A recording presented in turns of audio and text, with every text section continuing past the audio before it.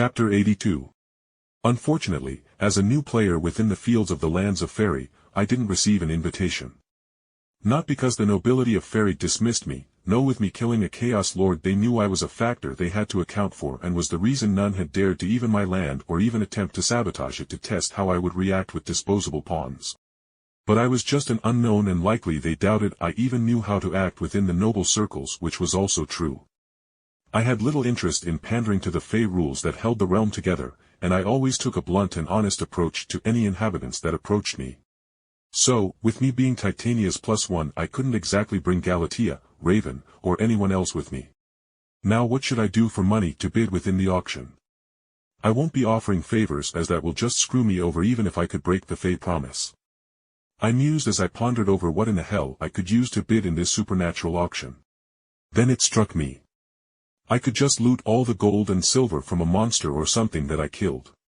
My Skyrim instincts never steered me wrong, but who or what would be worth me going after to loot?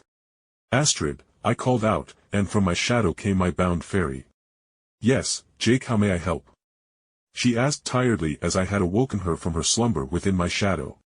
Tell me, which do you think is typically the richer of the two I bring up? Vampire clans on Earth or an enclave of giants that sell enchanted weapons and such to the supernatural community? I asked with Astrid blinking in thought at the question.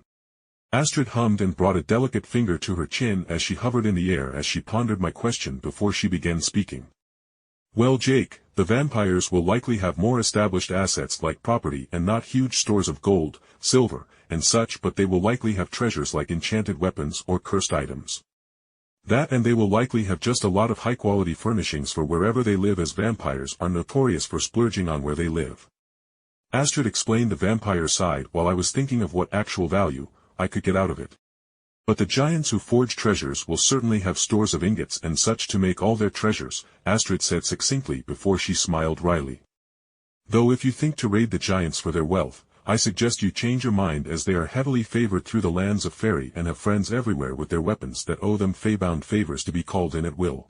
That, and the giants are no slouch themselves, and trying to rob them can lead to even gods to their demise, as they have spent millennia making their holdings as defensible as possible. Astrid warned me. I couldn't help but pout as she was right about the giants.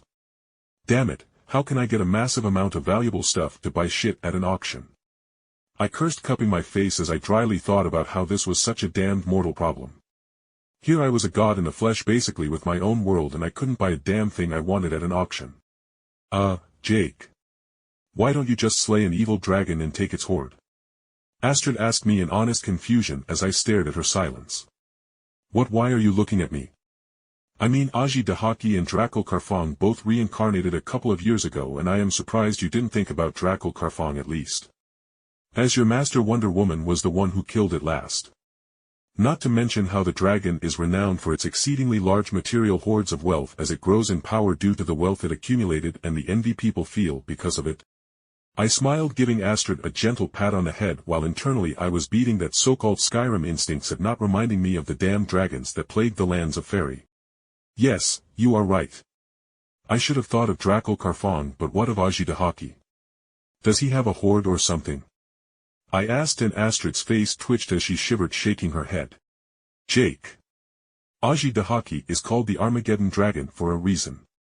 He himself holds no holdings, as he literally prowls the lands between, devouring whole worlds and poisoning powerful lands with its evil miasma before coming back to devour the dying realm later on if it's too strong for him to directly devour. He has the largest bounty in all of Fairy, with several gods and fairy lords making soul-binding agreements to heavily reward the one who presents all three heads and the heart of the foul beast, as he has touched the bottom line of Fairy with how it devours worlds at will. Astrid explained, making me hum in thought. Well, I suppose I shall find Drakul Karfong first through my divination to get the location of his hoard in particular. Then we shall see if killing an apocalypse will bring the respect and adoration of the lands of Fairy.